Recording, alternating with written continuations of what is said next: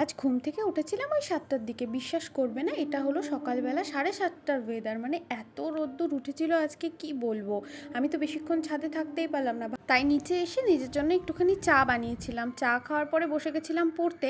আসলে জানো তো, যখন ছোট ছিলাম তখন প্রত্যেকটা খাতায় নিজেদের নাম লিখতাম, কিন্তু এখন কলেজ লাইফে আসার পরে না আমাদের খাতাগুলোতে সব ম্যামদের নাম লিখতে হয়, কারণ বোঝা যায় যে এই খাতাটাতে আমি ওই ম্যামের লেখাগুলো লিখেছি।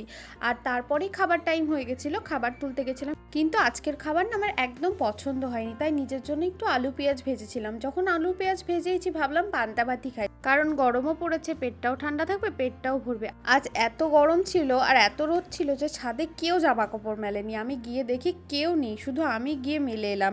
আর এত গরম ছিল না, ঘরেও ভীষণ গরম লাগছিল, তাই জানালার এই চাদরটা নামিয়ে দিয়েছিলাম যাতে একটু রোদ্দুরের হাওয়াটা কম ঢোকে, কারণ রোদের হাওয়াটা ভীষণ গরম হয়। বিকেলে এসেছি জামা কাপড়গুলো তুলতে, এত সুন্দর হাওয়া দিচ্ছে তাই কিছুক্ষণ ছাদেই একটু সময় কাটালাম। দেখো রেনবো উঠেছিল, দেখতে কি সুন্দর লাগছিল। আমি ছাদে গেলে এমন এমন দৃশ্য দেখতে পাই, আমার ছাদ থেকে একদম আসতে ইচ্ছা করে না। তবে এখন রোদটা একদম কমে গেছে, এখন নিচে চলে যাব।